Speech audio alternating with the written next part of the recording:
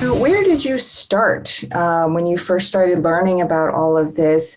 How did you find the time, and where did you turn to find some of these resources? Yeah, that's a great point, because I think in medical school, I mean, versus people in law school or business school, money is part of the craft and what you talk about. In medicine, they don't focus on it at all. The only lecture we had about finance was how to consolidate your student loans at the end of medical school.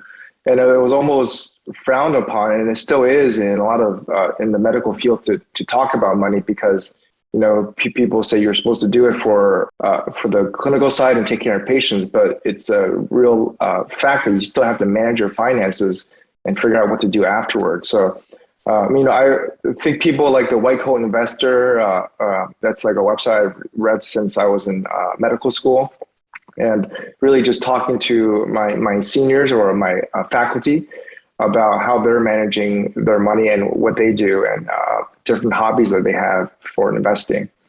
And I try to teach that to the medical students that we have, or the residents, and even other junior faculty that come on board about basic things about managing debt or your finances, and other ways to invest besides a 401k. And I think that's one area of medicine that's really hopefully the culture can change, where people can approach it without shame.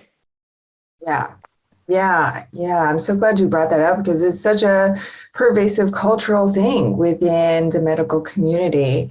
And so tell us then, okay, so you start talking to people who are trying different things outside of the traditional 401k and other investing strategies. And it sounds like at some point you unearthed real estate as a path. But as we know, there's so many ways to invest in real estate. So where did you start? Did you just jump in right away with getting a rental property? Did you house hack? How did you eventually come to passive investing? And hang on, before you answer that, John, I just want to put in there, because I know you mentioned that you had $200,000 in debt. And I know some people, when they get into or think about getting into real estate, they're like, I don't have the money. So how did you even tell us about how you stumbled upon real estate, but then how did you get yourself out of debt, I assumed first? Or so if anybody's listening and they're like, I'm $200,000 in debt and I want to do this and invest in real estate, but what are the steps even before you get there and invest and you have all this debt? How did you tackle that before you moved forward and even decided to think about investing, or did it all happen together? Yeah, that's a great point. I mean, the student loan debt that the federal government charges an interest of 6.8%, and the interest it adds on to the principal every a year or so. Yeah. So what I did was there's this program called Public Servant Loan Forgiveness, where if you work 120 payments at a 503c a nonprofit institution, that they can forgive your debt. Okay. So that was the path I led. But I know a lot of people, you can reconcile the debt into lower interest rate with private companies. But for me, I realized that to use post-tax money to pay off that much money in debt will take years. And for me, I knew investing, besides retirement and also other ways of income, was more of a priority for me, just because of the tax advantages. And I knew that the debt for me, at least for being in a public institution, was eventually going to be forgiven, which it was forgiven in November of last year. Wow, that's a huge milestone. Congratulations. Oh my gosh. Yeah. But I mean, in terms of real estate, I became an accidental landlord in medical school. Where I knew nothing about real estate. And it was 2007. And I looked around the condos in Philadelphia, around the Chinatown area, and the real estate there would just say, oh, it's going to go up 40% every year. You can pay off your medical student loans, your tuition, just by buying a place. So I got a place for $330. And then, then 2009, 2010 happened.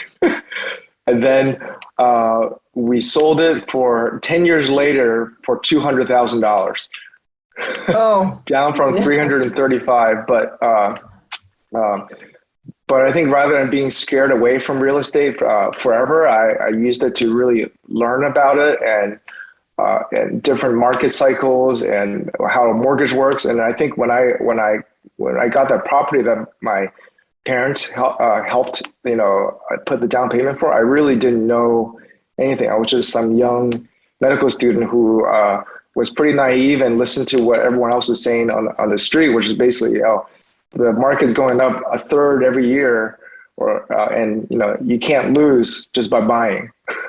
So I think my main lesson from that was, that was a good mistake in a way, because it taught me to be more careful and vetting deals for real estate. But also, when I listen to different podcasts and read different books, the people that are wealthy in this country are not the ones that have a W-2 job. They're the ones that own property and own real estate. So that was kind of my first lesson. Yeah. And that you mentioned it was a condo, is that right? Did you live there as well, or did you house hack it, or was it purely a rental? I lived there. Okay. Yeah. So you lived there and then you rented out the extra bedrooms, or was it multiple units? No, it's just I lived there as a 2-bedroom, 1-bathroom. And me and my partner back then, we lived there. Got it. And then after I moved out of Philadelphia, the value still never got up to even close to where it was, and we tried to rent it, but the rental market in Philadelphia was not too high. You can only maybe rent it for $1,700 for a $330,000 condo. So it didn't quite cover the mortgage payment even. And I also learned a lesson: never invest in a condo with an HOA with fees, because the roof would leak and the elevator would break, and then they would add these things called supplemental fees where we need $150,000 next year from all the units pooled, and it depends on how big your unit was. So if you have a larger unit, you got to pay more. So for at least 2 of those years, we paid double the normal HOA payment to cover these capital expenditures that you have no control over. Tell us about, you spent 2 to 3 years. It's a long time. A lot of analysis paralysis. Yeah. So tell us about that, because I think there might be people out there who are like, look, you don't want to go the opposite way. I always say, which is you don't want to go out there and like tomorrow invest with somebody. You definitely want to do your work, but 2 to 3 years is a little bit longer of a time frame. So what were, I guess, the lessons that you learned? Maybe what would you have done differently? Do you think that was the right amount of time? Should somebody take 2 to 3 years to analyze and decide to invest? Or based on your experience now, how would you have done it differently, if at all?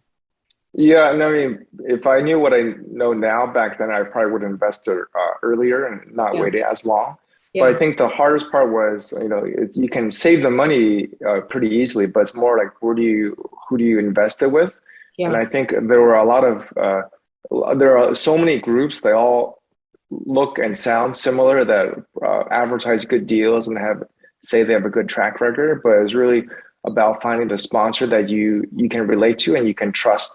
Yeah. Because for most of people in medicine, we're just people that are going to real estate. We don't want to get scammed, and you always read about the Bernie Madoff situation with things like that. So a lot of it is finding a group that you trust and that will have that the goals are aligned with yours, versus just saying, "Oh, you give us the money, we're gonna give you 10% back every year, and you can't lose the money." I think that was the hardest part. Not so much finding the deal, because there's so many deals that say Class B multifamily, you're going to make this much money. Yeah. So I think I saw the name Goodegg Investment. I think in a real estate Facebook group. It might have been a physician one. And so I remember signing up for I think back then it was just YouTube running everything. And I remember I just called you, Julie, I think over the phone while I was outside the surgery center for like half an hour one day, just to ask a lot of frank questions. And I think I decided, I really, you guys seem really trustworthy, and the deals are conservatively written. So that's how I made the first investment, and then I didn't do anything else for at least 6 months just to see how things go. And then we proceeded more afterward. But it's still pretty scary to just wire, a large sum of money on the internet to some people. And then this random address, with the PO box. So that was probably the scariest part at first, and not knowing when you're going to get it back, right? Or if you're going to get it back. Or if you're going to get it back. But I think, I think I've done eight syndication investments already in the last 3-4 years, and 2 of them have already exited it and gone through 1031 exchanges for the next property. So I think that's the key, is that you can really have this cycle where you don't you can make gains but not pay the capital gains and taxes on it. And I tell people, just save money to do syndications versus the I bonds, because even if the I bonds are 9-10% interest rate, it's based on your marginal income, right? So if you make relatively high W-2 income, you make $1,000 off of a $10,000 investment, you're going to pay half of it in taxes back. Right. And the money, and so that doesn't really, it's not really, it's only basically a 5% gain, and your money's completely tied up and you can't do anything with it, right? Yeah.